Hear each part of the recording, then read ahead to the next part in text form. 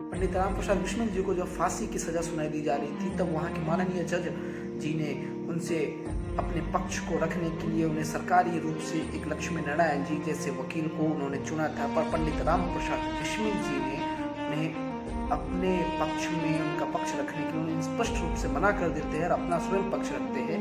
जब वो अपना पक्ष रखते हुए जज के सामने फराटेदार इंग्लिश में बात करते हैं और उनके नीति नियमों और उनके खिलाफ विरोध करते हैं, तो जज अचंभित रह जाता है और जज स्वयं उनसे पूछता है, माननीय श्रीमान, आप कौन सी विश्वविद्यालय से अपनी डिग्री हासिल किए हैं?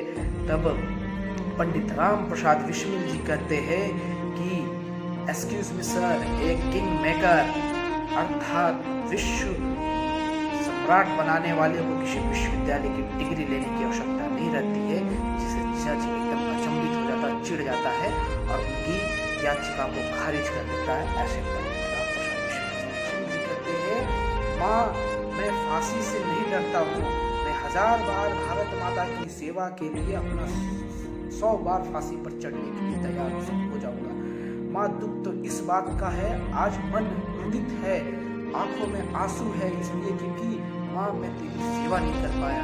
जिस जननी ने मुझे जन्म दिया उस जननी को मैं सुख नहीं दे पाया, उसकी सेवा नहीं कर पाया, इसी बात का एक छोटा सा दुख है माँ।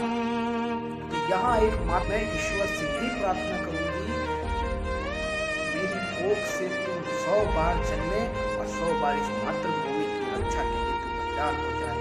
दुर्भाग्य से वीर महापुरुषों की गाथाओं को और ऐसे माता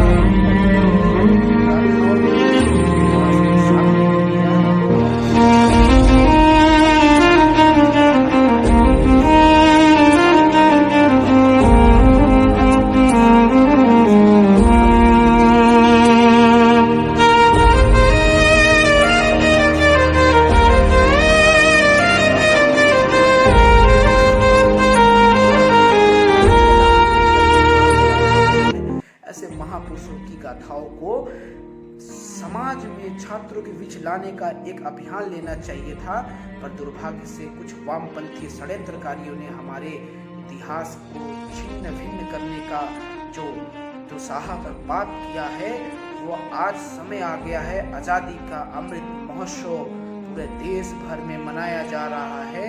आज़ादी के इस अमृत महोत्सव में ऐसे जितने महापुरुष वीर गाथाओं की कहानियों को संकलन करके और आम छात्रों को कैसे उन्हें बताया जाए, विश्वविद्यालय के पाठ्यक्रमों में कैसे शामिल किया जाए, ये काम छात्र शक्ति राष्ट्र शक्ति के रूप में भारत माता को विश्व गुरु बनाने के लिए अखिल भारतीय विद्यार्थी परिषद के हजारों कार्यकर्ताएं निरंतर करते आ रहे हैं और भारत माता को विश्व गुरु बनाने के लिए करते आएंगे। पंडित राम प्रसाद बिस्मिल जी की जीवन को अगर हम देखेंगे और उनके जीवन को अगर हम पढ़ेंगे तो हमें बहुत प्रेरणा का स्रोत मिलेगा, जिन्होंने देश की आज़ादी के लिए फांसी के फंदे पर झूलते हुए कुर्बान हो गए, मातृभूमि के लिए अपना सब कुछ।